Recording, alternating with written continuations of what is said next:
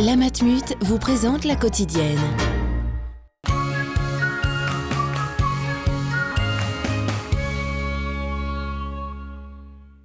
On va se retrouver toujours en direct sur le plateau de la quotidienne, Félix, avec Marion Fleury qui est à nos côtés. On a déjà réussi à évincer le pilote musicien. Il y a déjà un peu moins de concurrence. On n'est plus que deux. Je disais en ouverture d'émission qu'il y en a qui repartiraient seuls ce soir autour du le jeu est terminé, Sylvain. Ah, l'émission L'amour est aveugle est terminée. Ah, on a donc plus nos chances tous les deux? Non, c'est fini? Ah, peut-être. Peut-être que je suis encore un cœur à prendre. Il y a une ouverture, Félix. Il y a Suspense. une ouverture, il y a du suspense. Voilà, on vous fait vivre, vous voyez, le suspense à vous aussi en direct. Pour l'instant, c'est la météo. Marion, le matin, quand vous vous levez, est-ce que vous vous habillez en fonction de la météo ou bien est-ce que peu importe, je m'habille comme je veux et puis j'attaque la journée comme ça?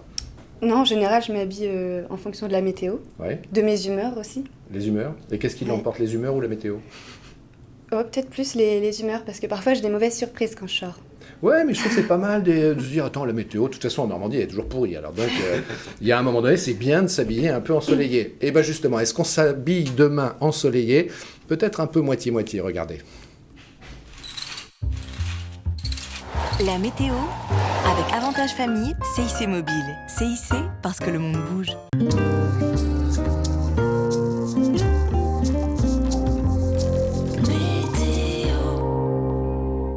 Bonjour à tous, les prévisions météo du vendredi 21 mars. Retour de la pluie dans la nuit de jeudi à vendredi sur la Haute-Normandie, phénomène qui devrait perdurer en matinée.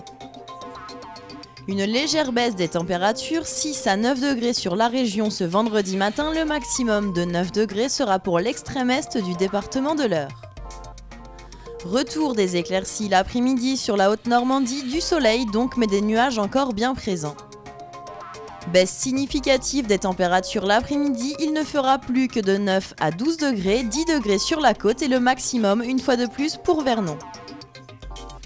Ce vendredi 21 mars, c'est la Saint-Clémence, le soleil se lèvera à 6h56 et se couchera à 19h09 pour une durée d'ensoleillement de 12h13, passez une excellente soirée. La météo, avec Avantage Famille, CIC Mobile. CIC, parce que le monde bouge. Enfin, Félix, on se retrouve seuls, tous les deux, en plateau, avec Marion Fleury. Marion, quel bonheur! Vous l'attendiez, cette P2, Sylvain? Mais oui, j'attendais cette P2 parce que, aussi parce qu'on va avoir des révélations sur cette fameuse émission L'amour est aveugle. Oui, on est dans le domaine de la télé-réalité. Alors, vous savez, la télé-réalité, il y a ceux qui l'aiment, il y a ceux qui l'aiment pas. En attendant, c'est un exercice télévisuel dont il est d'ailleurs intéressant de savoir comment il se passe aussi. Oui, c'est toujours intéressant d'analyser et de voir un petit peu les coulisses de l'émission. Et on peut rappeler justement que L'amour est aveugle a fait connaître Nabila. Voilà. C'est ça. Exactement. Donc est-ce que quand on y va, déjà, on se dit, bon, peut-être que je vais pouvoir avoir la même notoriété? Ça faisait partie des éléments de motivation? La même notoriété, oui, pourquoi pas. Pas amener de la même manière qu'elle, mais... Parce que moi, j'ai fait des études de communication, donc... Elle n'a pas fait d'études, elle. Je ne sais pas si elle a fait des études, je ne connais pas son CV, mais elle s'en est très bien sortie, cela dit. Après, je pense qu'elle est aussi très bien entourée. Puis je me demande si elle n'est pas un peu comme Ève Angélie, c'est-à-dire, j'ai compris que finalement c'était un bon fonds de commerce de faire un peu l'idiote et que j'en joue. C'est une fausse idiote, oui. Je pense aussi que c'est une fausse idiote. C'est un positionnement marketing, pour être un peu technique. On l'invitera, on lui demandera, sans souci. On peut peut-être rappeler le concept de L'amour est aveugle, donc 3 célibataires, hommes, femmes, donc 6 en tout. L'idée, c'est de se découvrir, de se séduire dans le noir, c'est ça? C'est ça. C'est voir si justement on peut séduire quelqu'un dans le noir et si aussi on peut être séduit dans le noir par quelqu'un. Mais l'idée de base, elle n'est pas idiote parce que finalement, on est tellement victime des apparences, tellement victime de nos images que quelquefois, ce qui est plus beau, c'est ce qui est à l'intérieur de la boîte. C'est vrai. Oui. Enfin, vous, c'est les deux, Marion. L'extérieur est pas mal non plus. Merci. Donc, comment ça s'est passé les premiers moments de cette émission? Vous avez rencontré les gens? On peut se toucher un petit peu pour se découvrir? Après, on fait la sélection, c'est ça l'idée? Au départ, on rencontre déjà les candidates, les femmes. Là, on les rencontre à la lumière du jour. Et ensuite, on a un premier rendez-vous où on est 6, les 3 hommes et les 3 femmes, dans le noir. On a quelques minutes pour se découvrir. Et en plus, on parle à 6, donc on ne s'entend pas vraiment. On n'a pas forcément le temps non plus de découvrir tout le monde, chaque candidat.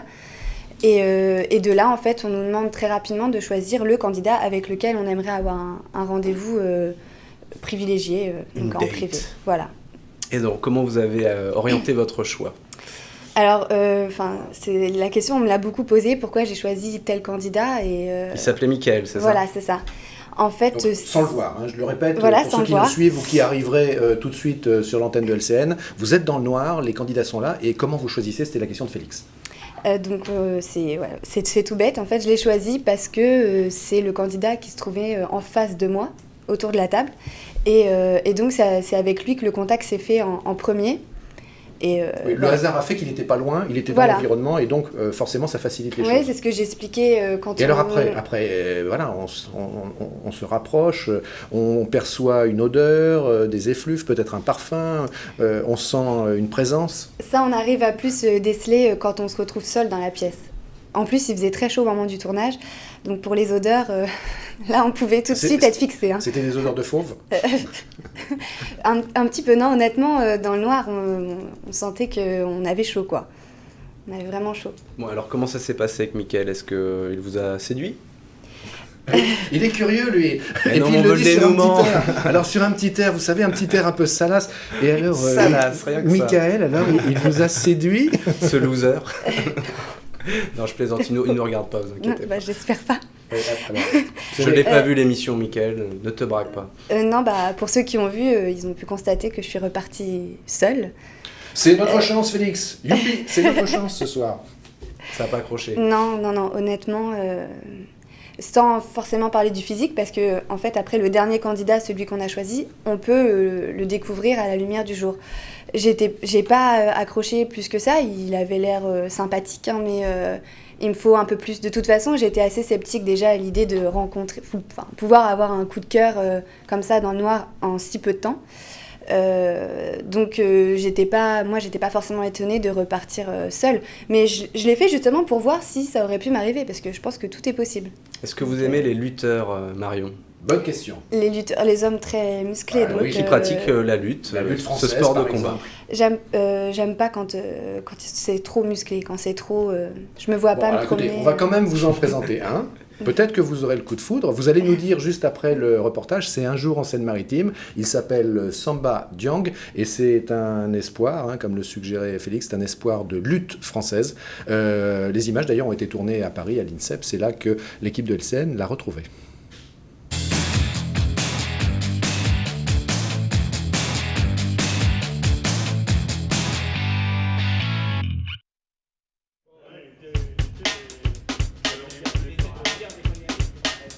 J'ai commencé à l'âge de 6 ans. Je faisais un peu de foot avant, mais je préférais les sports de combat. Et depuis, j'ai pas arrêté. J'ai commencé au club et puis après j'ai fait champion de France. Donc j'ai été recruté dans le pôle espoir à Fourmeux. Ensuite, je suis allé à Besançon une année et puis à mes 16 ans, je suis allé à l'INSEP.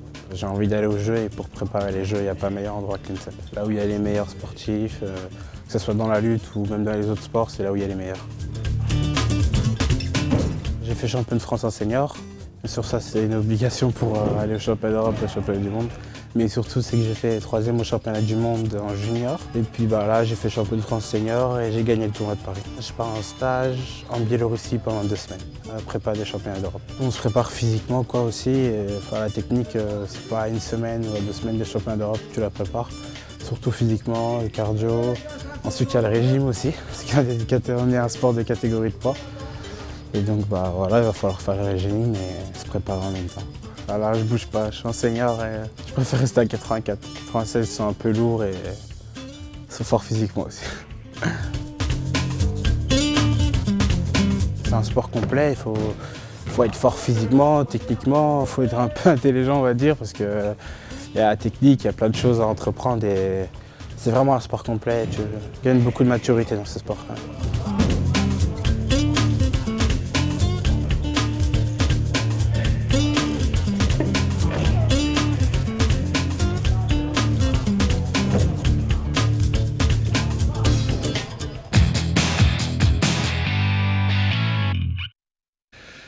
C'est comme en période électorale, Marion, pour qu'on ait chacun nos chances par rapport à vous. On a, pendant le reportage, lancé une pièce en l'air. Pile, c'était Félix qui posait la question. Face, c'est moi. J'ai perdu. C'est Félix qui pose la question. Sympa. Et puis, il faut équilibrer le temps de parole. Vous êtes tellement bavard que là, c'est à mon tour.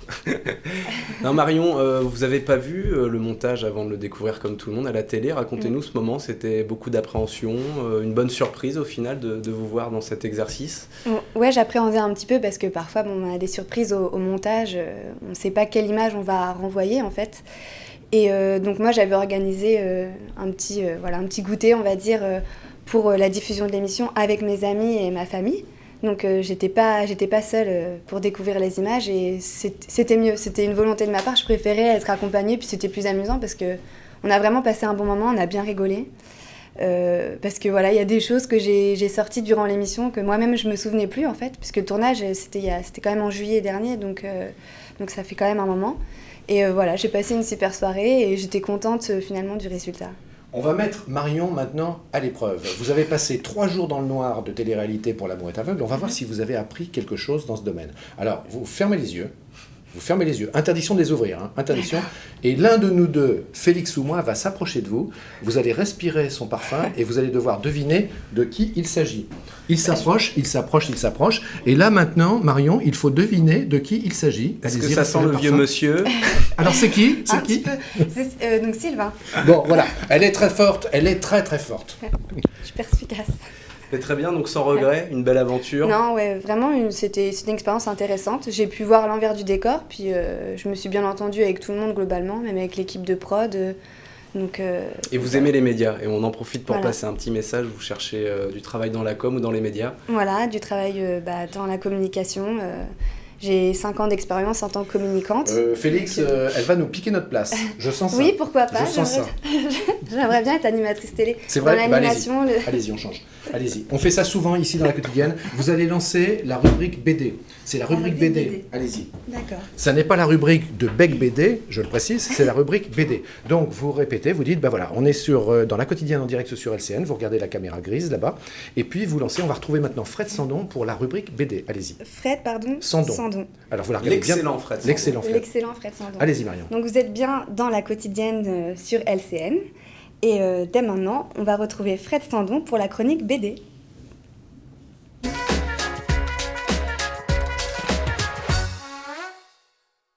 Bonjour, aujourd'hui je vais vous parler du nouvel opus de Anthony Pastor qui s'appelle Bonbon atomique aux éditions Actes Sud.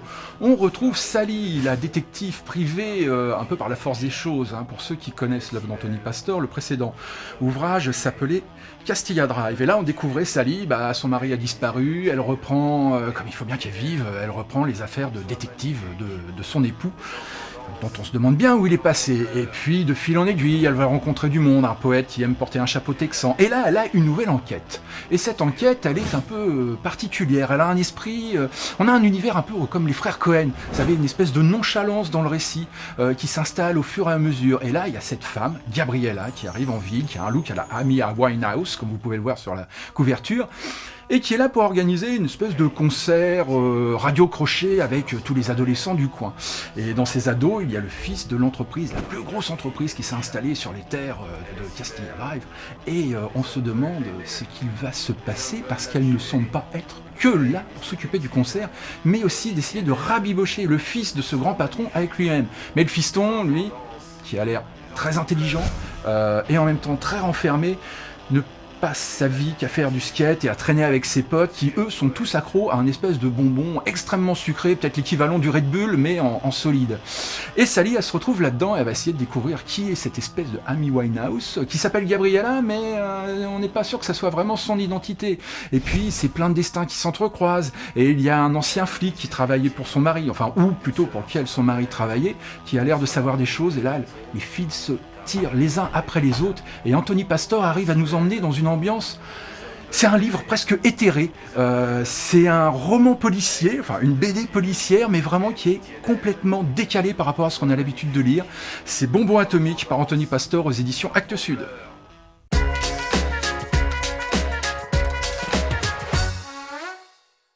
Merci mon cher Fred Sandon. Pour finir, Marion Fleury, est-ce que vous nous conseilleriez, par exemple à Félix ou à moi, d'aller tenter notre chance à L'amour est aveugle? Pourquoi pas, même s'il faut plutôt être anonyme, donc vous avez peut-être une petite notoriété déjà, en tout cas en Haute-Normandie. Petite notoriété, enfin Félix et moi on a une notoriété qui est absolument énorme, mais vous vous rendez pas compte Marion, c'est énorme.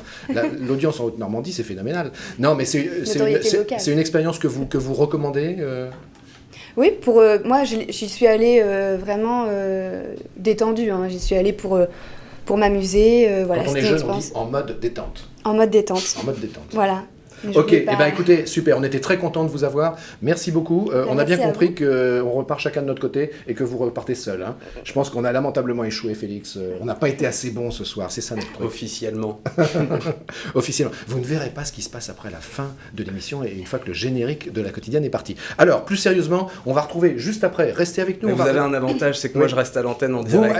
vous restez à l'antenne. Vous allez continuer à scorer, Félix. On vous retrouve juste après la quotidienne. Pourquoi ? On reçoit les gens de la Cité des métiers pour parler du salon des métiers de l'électricité et de l'électronique. Et avec Jérôme Hercé, notre avocat préféré, il nous parlera de l'ordre des avocats de Rouen. L'excellent Jérôme Hercé. Et juste après, eh bien, à 20h55, ça sera le rire de Rochefort. Demain, on finit la semaine dans la quotidienne en beauté.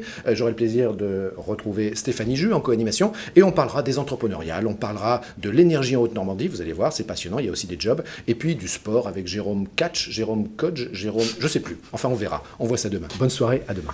Bonsoir.